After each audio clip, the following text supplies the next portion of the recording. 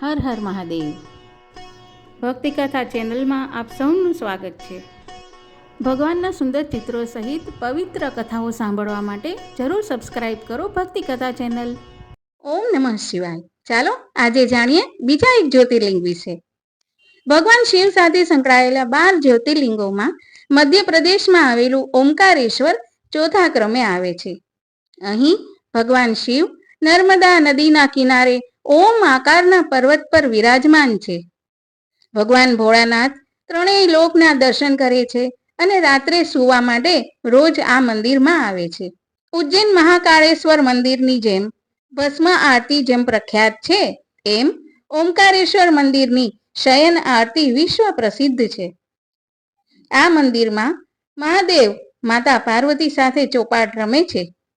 આ જ કારણ છે કે અહીં રાત્રિના સમયે ચોપાટ પાથરવામાં આવે છે. અને આશ્ચર્યની વાત એ છે કે મંદિરની અંદર જ્યાં પક્ષી પણ ન ફરકી શકે એવી સ્થિતિમાં ત્યાં સવારે ચોપાટ એવી રીતે જોવા મળે જાણે કોઈએ તેને રમી હોય. ઓમકારેશ્વર જ્યોતિર્લિંગનું સ્વરૂપ અન્ય શિવલિંગો કે જ્યોતિર્લિંગ કરતાં ખૂબ જ ભિન્ન છે. દંતકથા એવી છે કે આ એક જ શિવલિંગના દર્શનથી બ્રહ્મા, વિષ્ણુ અને મહેશ ત્રણેય દેવના આશીર્વાદની પ્રાપ્તિ થાય છે. ભારતનું હૃદય સ્થાન મનાતા મધ્યપ્રદેશમાં નર્મદા અને કાવેરી નદીના સંગમ સ્થાન પર એક પવિત્ર ટાપુ આવેલો છે. આ ટાપુનો આકાર જ ઓમ એટલે કે ઓમકાર સ્વરૂપ છે.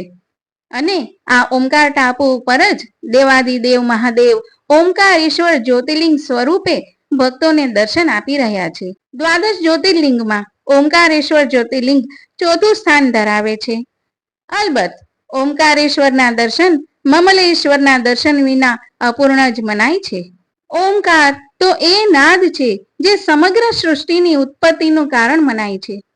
આ એ જ નાદ છે કે જેની અંદર પ્રલય કાળમાં સૃષ્ટિ વિલીન થતી હોવાની માન્યતા છે.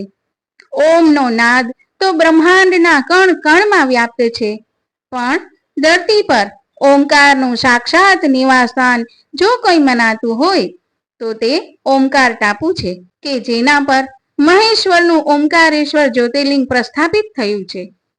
શ્રદ્ધાળુઓ નર્મદાના નીરને નિહાળતા અને અદ્ભુત પ્રાકૃતિક સૌંદર્યને માણતા જળ માર્ગે જ ઓમકારેશ્વરના સ્થાનકે દર્શનાર્થે પહોંચતા હોય છે.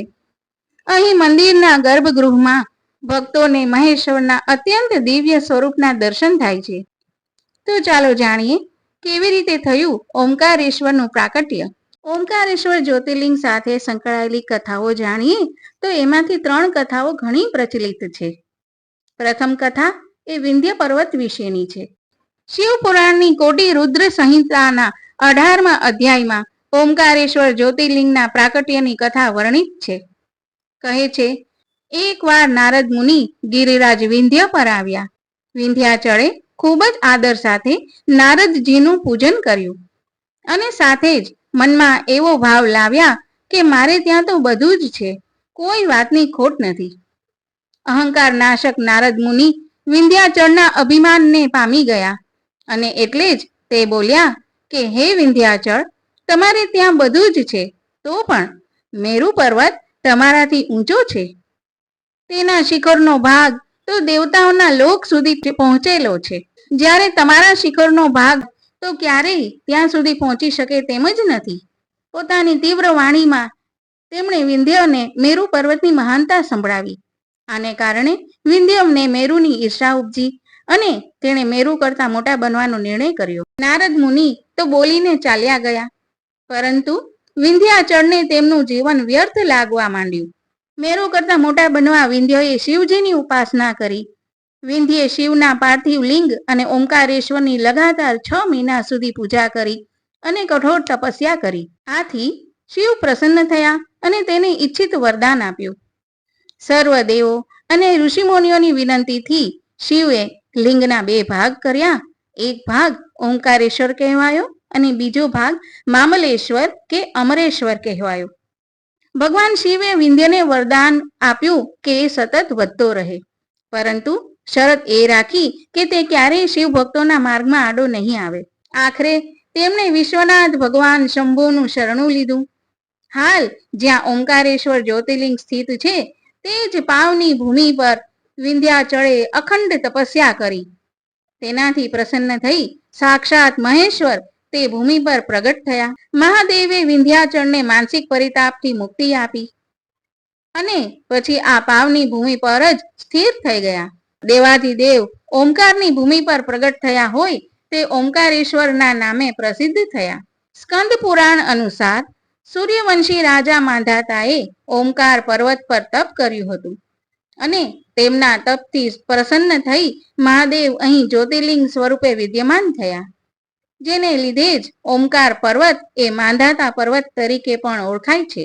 અન્ય એક કથા અનુસાર એક સમયે દેવો અને દાનવો વચ્ચે ભીષણ યુદ્ધ થયું, જેમાં દાનવોનો વિજય થયો હતો. દેવો માટે આ ખૂબ જ શરમજનક વાત હતી. આથી તેમણે ભગવાન શિવની આરાધના કરી કે તપસ્યા કરી અને તેમની આરાધનાના ફળ સ્વરૂપે ભગવાન શિવ ઓમકારેશ્વર સ્વરૂપે પ્રકટ થયા અને દાનવોને પરાસ્ત કર્યા. ઓમકારેશ્વર ધામમાં જેટલો મહિમા ઓમકારેશ્વર દર્શનનો છે તેટલો જ મહિમા મમલેશ્વરના દર્શનનો પણ છે. દંતકથા અનુસાર ઓમકારેશ્વરના દર્શનની યાત્રા ત્યાં સુધી પરિપૂર્ણ નથી થતી કે જ્યાં સુધી ભક્તો મમલેશ્વરના દર્શન ન કરી લે. કારણ કે ઓમકારેશ્વર એ શિવજીની આત્મા મનાય છે, તો મમલેશ્વરને તેમનું શરીર. શિવ પુરાણની કોટી રુદ્ર સંહિતાના 18મા અધ્યાયમાં ઉલ્લેખ અનુસાર તો ઓમકારેશ્વર અને મમલેશ્વર એ વાસ્તવમાં એક જ શિવલિંગમાંથી વિભક્ત થયેલા બે શિવલિંગ છે. કહે છે કે દેવતાઓની પ્રાર્થનાને વશ થઈ મહાદેવે આ ભૂમિ પર બે સ્વરૂપ ધારણ કર્યા હતા, જેમાંથી મુખ્ય ઓમકાર નામથી પ્રસિદ્ધ થયું, જ્યારે બીજું પરમેશ્વર અમલેશ્વર અથવા મમલેશ્વર જેવા નામથી વિખ્યાત થયું. એ જ કારણ છે કે અહીં આ બંને શિવલિંગના દર્શન બાદ જ જ્યોતિર્લિંગના દર્શનની યાત્રાના પૂર્ણ ફળની પ્રાપ્તિ થાય છે.